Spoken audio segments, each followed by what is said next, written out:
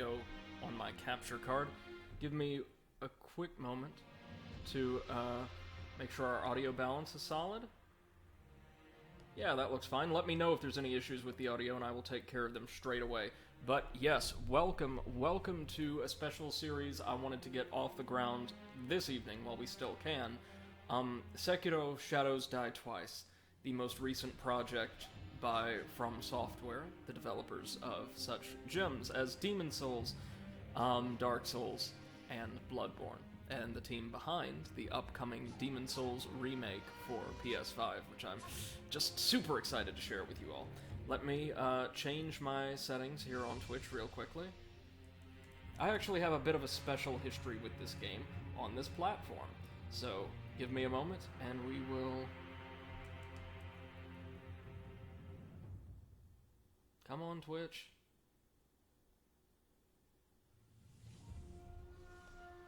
You know you want to. There we go.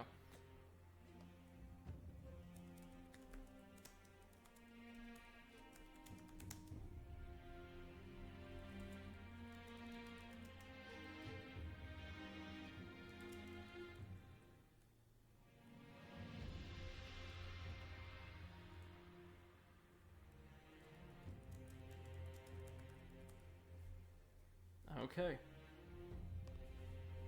And now just going to send out my live notification.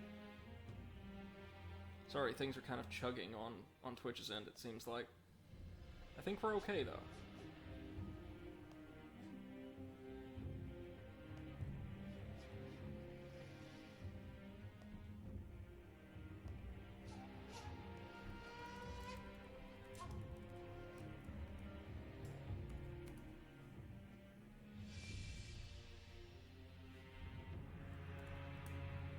There we go. Alright, y'all, we are now ready. Well, I say we're ready. One moment. Sorry, just my Wi-Fi being my Wi-Fi.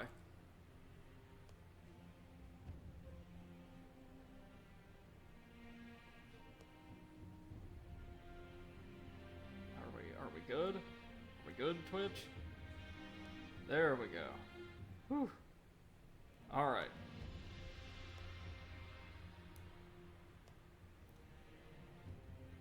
Hey, Potato, welcome to the stream. Hope you're doing well, man. Yeah, so Sekiro, now that we can actually get into it, is a really cool game and mechanically probably the most elegant of FromSoft's releases to date. It's a game I really enjoy. I've never beaten it, but I've gotten damn close before on this platform. I first tried Twitch out about a little over a year ago and just kind of flamed out pretty quickly. So now that I am, you know, a regular presence with a regular audience, I thought it'd be great to revisit and share this game with you all as the conclusion, or near the conclusion of our Soulsbourne journey. We are, of course, going to be playing the Demon Souls remake at or around launch, so... also, since I've played, they've added quite a bit of stuff to the game, in the form of content patches and the like. Like, there's additional outfits you can unlock. Armor isn't really a thing in this game. It's just all about blocking and evasion and countering. And there's like a boss rush mode, a couple boss rush modes with special rewards. So I love to do that. You know how much I love my bosses. So we're going to start a new game and be thrust into the, I believe, fictional Japanese territory of Ashina. Not long after the conclusion, of the Sengoku Jidai.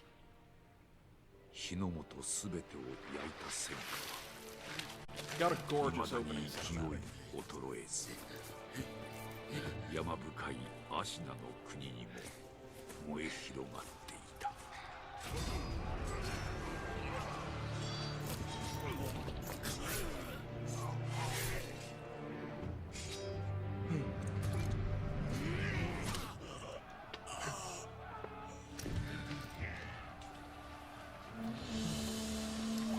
Conflict and its costs are major themes in this game, so just get ready.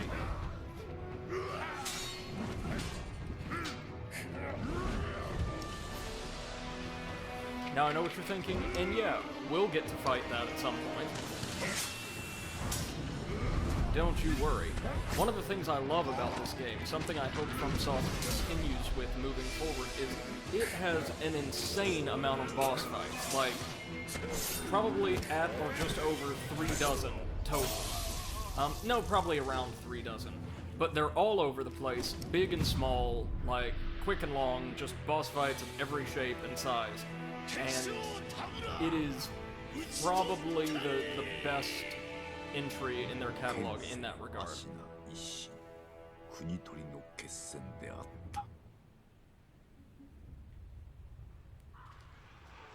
So provided I do my job right, we're just going to be running into boss fight after boss fight after boss fight all day long.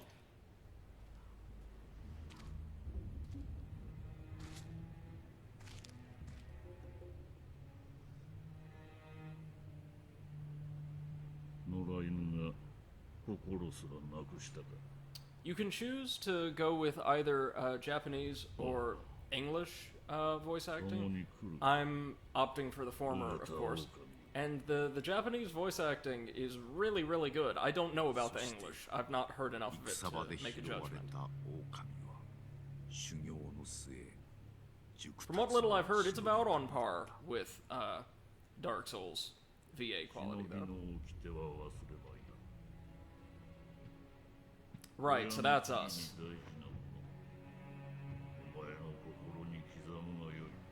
Let me know if the game's too loud or too quiet, by the way. So we're Okami, the wolf, and our adoptive father there is Owl, a great shinobi who probably isn't that great at stealth, seeing as he's about 12 feet tall.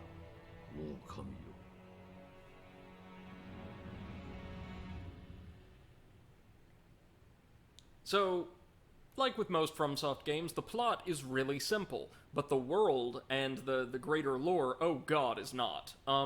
So, our setting is the province or the realm of Ashina, a remote mountain kingdom, sort of a kingdom, still in open rebellion against the Tokugawa shogunate near the close of the Sengoku Jidai, and Ashina is almost like one of those mystical places in the lore of many civilizations, where the magical, the traditional, sort of the arcane and the divine that were present at the beginning of the world and had sort of faded out over time in decline as narratives is still present. So, in a world where lots of people are fighting with guns now, or advanced armor, or things like that, in Ashina, skill with a blade, along with various magical powers and the use of various inhuman auxiliaries is what fuels their military. What this means in practice is where most people would send an armored division of cavalry or arquebusiers, Ashina sends a horde of horrific mutated monsters. There is not a single problem that the people in this country cannot solve with Resident Evil style mutation or atrocity. It's incredible. Seriously, the more we go into this game, the more we're going to see just how batshit this place is. Right, so we're just hanging out at the bottom of a well, as you do. And we have to rescue our master, Lord Kuro, who has been captured by the Ashina. Specifically, the Ashina military under the command of Genichiro Ashina, the grandson of Lord Ishin Ashina, the guy we saw kill the general in the opening cinematic. Now, the first thing you'll notice if you're playing Sekiro is, holy crap, does Okami feel good to control. He's quick as you like. You can click in the left stick to enter a stealth stance. That's going to be important later on. There's no stamina gauge, notice, so it's just, we've got unlimited stamina to run and dodge and duck as we please. You've got a really solid jump, and you can press the X button again after a jump to get a double jump if you're facing any kind of flat surface and spring over it. But you'll also notice we have next to no health. Probably want to rectify that. An ornamental letter. A letter thrown into a well. Kuro's wolf, your destiny awaits you at the Moonview Tower. Escape from the well and find the tower bathed in moonlight. Even without a blade, you can reach it. Stay silent, stay vigilant. Constant vigilance. Gotcha. So yeah, we can jump as part of our regular moveset now, and... Hold on, it does sound just a little quiet. Let me try fixing that.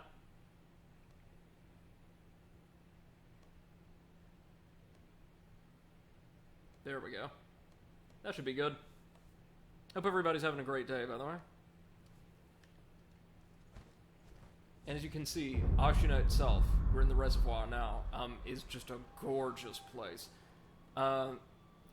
This game's setting is much like Bloodborne's in that, while Ashina is going to be where we spend most of our time, the game really shines on those occasions where it allows us to go elsewhere and change up the environmental design considerably, as gorgeous as the baseline is. So, any place you see sort of carved or scratched away surfaces like this, you can press the square button contextually to like either hug the wall or grasp a ledge or something like that. Useful for stealth as well as for maneuverability. Mobility is a huge part of this game. So there's the Moonview Tower. All we've got to do is cut across this rather heavily guarded courtyard to get there. So, since we are unarmed, we're really going to have to rely on our stealth. And these plants to get us underneath this this building. But we can eavesdrop in the meantime.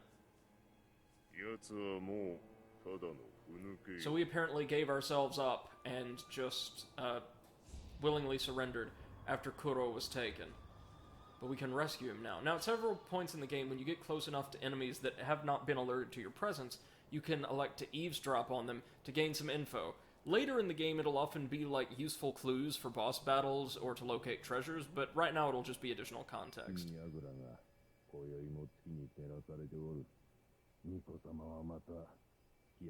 This is going to be very quiet because their voice is muffled due to the fact that we're underneath the floor. So something we're going to learn quickly is Genichiro is an absolutely desperate man who, despite realizing that the jig is up and Ashina cannot possibly take the Tokugawa in a direct fight, is willing to do anything necessary to give his country a decent chance at winning this war. Up to and including kidnapping innocent people, and as you may have picked up there, our Master Kuro is a child. He's a young boy. He's a very special child, but still just a child nonetheless, and Genichiro has no qualms whatsoever about abducting or harming him to gain power that he feels is absolutely necessary for survival. Spoiler alert, it isn't. So you'll notice there we could drop down and shimmy along ledges. Pretty cool stuff. And when FromSoft finally decided to give us a proper jump, man, they gave us a hell of a jump, really. You can also press the square button in mid-air to, like, grapple onto a ledge. It sounds a lot more suspenseful than it is, because the window for grappling a ledge as you, like, pass by it is actually fairly generous, I find. I mean, I'm sure we all have played some games with really intense timing for platforming maneuvers and the like. Thankfully, for the most part, this is not one of them. So, we made it into the Moonview Tower through a very conveniently placed hole in the wall, and we have, quote-unquote, rescued Lord Kuro? He's not alone anymore, at least. This kid is awesome. He's incredibly mature for his age. Cares for the people around him a great deal. He's as much of a hero as we are.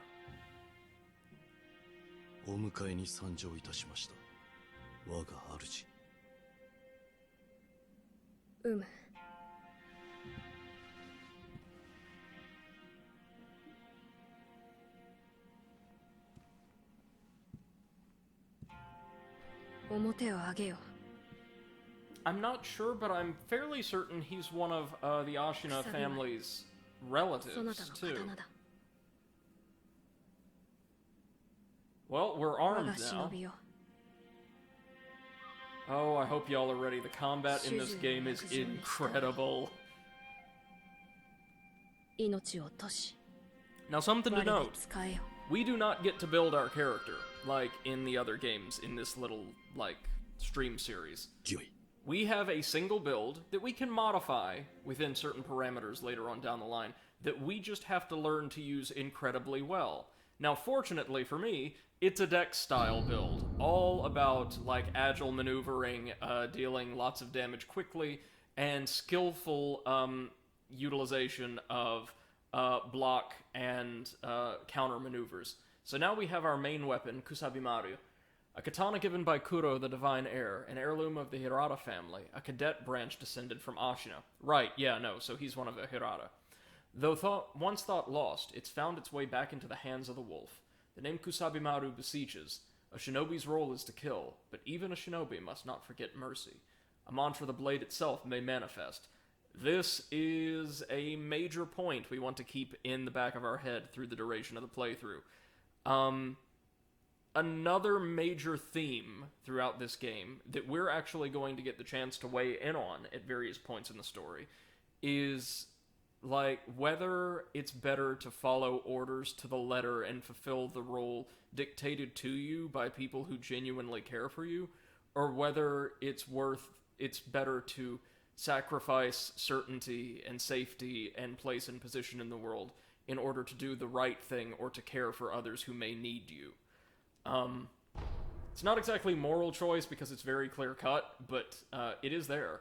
So we've got our sword now, still don't have any health, that's kind of a bummer. Let's talk to Kuro before we head out and almost invariably get ourselves torn to ribbons.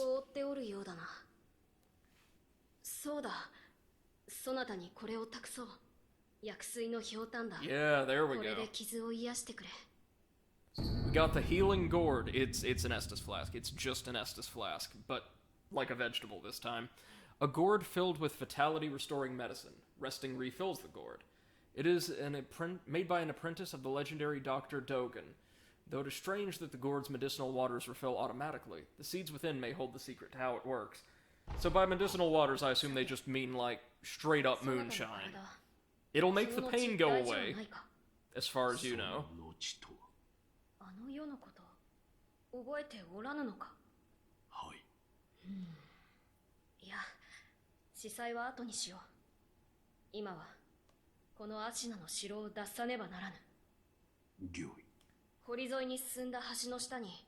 Yep, so now we need to make it back across that courtyard, underneath the moat, to find the secret passage.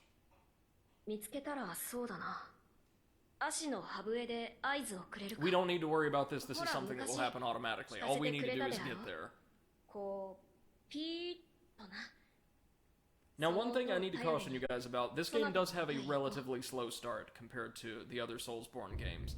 It'll take us a little while. There'll be a lot of talking early on just to establish, here's, like, you know, the person we go to for this kind of upgrade. Here's who can teach us that thing, and so on and such. And even though I say this game and its combat are great, they are, fair warning, I'm not good at it. I'm okay, but not great.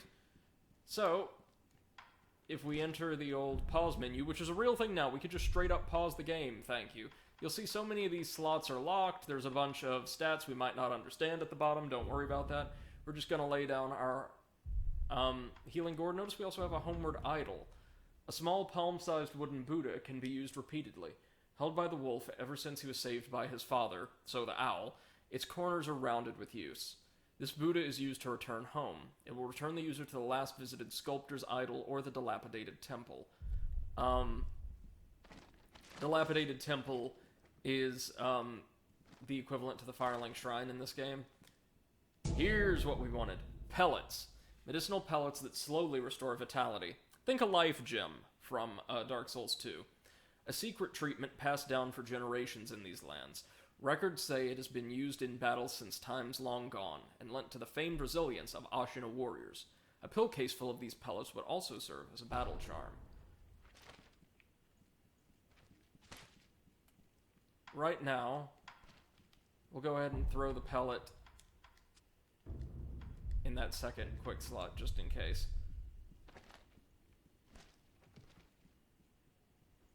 We'll drink from the gourd, get a little bit of health back, and get ready to throw down with some guards, including some special guards that I don't think we can see anywhere else in the game, only in this intro sequence.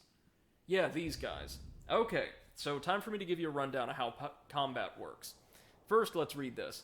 A shinobi aims to break an opponent's posture. Attacking an enemy is one way to achieve this. When an enemy's posture breaks, he is vulnerable to a shinobi death blow. So, basically, once their guard breaks, once we shatter their poise, we can attack them one more time to trigger a special context kill that will cut them down in short order. Now, here's how this game works. By and large, our goal is not to deplete our enemy's health, because you see, it doesn't matter if an enemy has 5%, 50%, or 90% of their health remaining when we trigger a death blow and break their posture. That death blow will instantly kill them. And in fact, in many cases, it's much harder to reduce an enemy's health by conventional means than it is to do a number on their stamina and poise and open them up for a death blow. Hey, Seth, welcome to the stream. Hope you're doing well. And that you were able to get home in short enough order.